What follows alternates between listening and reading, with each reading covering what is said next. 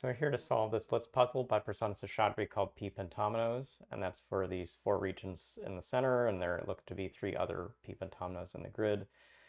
A thing to know about these that you'll probably be familiar if you've done enough LITS puzzles is they'll always take the 2 cells in the stem of that P, otherwise you're not going to get a valid tetromino shape of the remaining cells. And in this case, in this puzzle, we actually now form a set of groups that we can't take to avoid a 2x2 square. It actually cancels this part of the center, these cells in the center, it cancels this. You'll see that through the center X we can take as many as 3 cells but never 4, so it actually cancels all of these and we're left with just an S shape. And so it may not be where you start in this grid, but the theme entry looks to eventually set up you looking here. And putting in this S marks off the cell, which forces an L in this pentomino shape. These cells are then unreachable, these cells are unreachable. I'm looking at a cell like this and seeing this would quickly force another L shape because it can't take this cell, and so an L touching L is no good. And so here's a case where you sometimes aren't given the P pentomino, sometimes the region becomes a P pentomino, but again, it's good to have in your reflex that you've got to fill in the stem, and filling the stem, I mark this off, get an L. Here's another P pentomino, fill in the stem. I can get 3, but I'm not getting an L in the space, so I just take this cell and that makes a T. This one doesn't want to be an L, so it's got to take at least this cell, and if it took this cell, it'd be a T touching a T, so this is an S. And I think that's a good start to the grid, and it's also forming a really interesting disconnection through all these cells. So notice that I'm not getting the rest of the LITS connected by anything over here.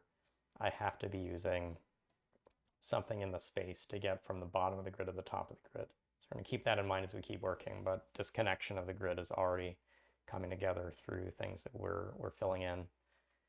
Down around this P, we can't take more than these cells, which means we got to take these 3, puts this in, makes this an S. This doesn't want to be an S, so it always has to take this cell. That marks this off. That marks this in as a T.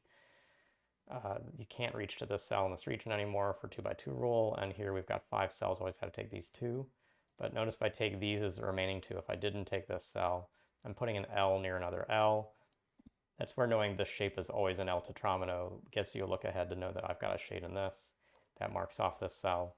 This may be one of the first places we hit a harder aha in this puzzle, but it's going to involve how we fill in this region to reach into this orange group.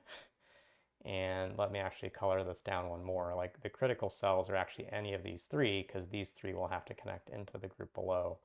And then that may or may not join to this shape or this shape. But if this is going to work, I either come through an L here, but let's see what would that do. If this is actually this L, it marks this off, which then marks these 3 remaining cells also off, and everything in orange is gone. So that's not going to be a way this can stay connected. Instead, I'm forced to come through this cell, which means that orange is actually this L, and this lower right region is not anything but this I, and this IL connection gets connectivity through the right side of the grid as we keep going. And to finish this out, I guess it's useful to see if I took this cell, I mark both these off, and now I've actually disconnected the rest from the space. So this has to instead be a T, not an S. That L, everything now in the bottom is connected. We're going to come through the space. We don't know which of these it is, but it's a T or S. It's going to come through this shape. The shape is an S shape, so this is a T shape.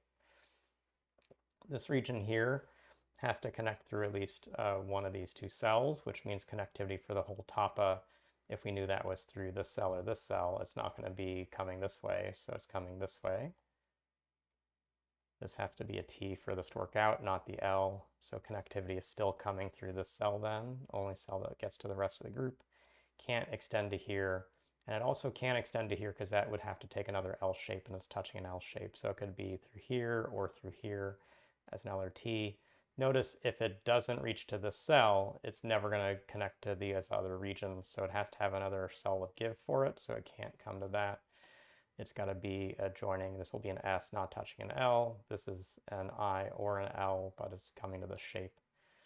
And here's a place where we'll finally run into a deduction that some solvers may have done much sooner in the puzzle. Certainly we start in the center.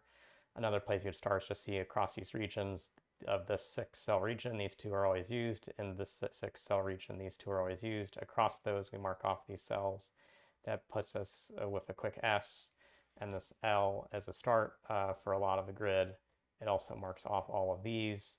If this isn't an S, it's shading this cell, and this doesn't want to be a T touching a T, so this is like this. This doesn't want to be an L connecting to an L, so this is an L connecting to an I. we've got this lone region that has nothing to connect with unless it's through the cell, so it does connect through that cell. It's an I, and it joins to an L.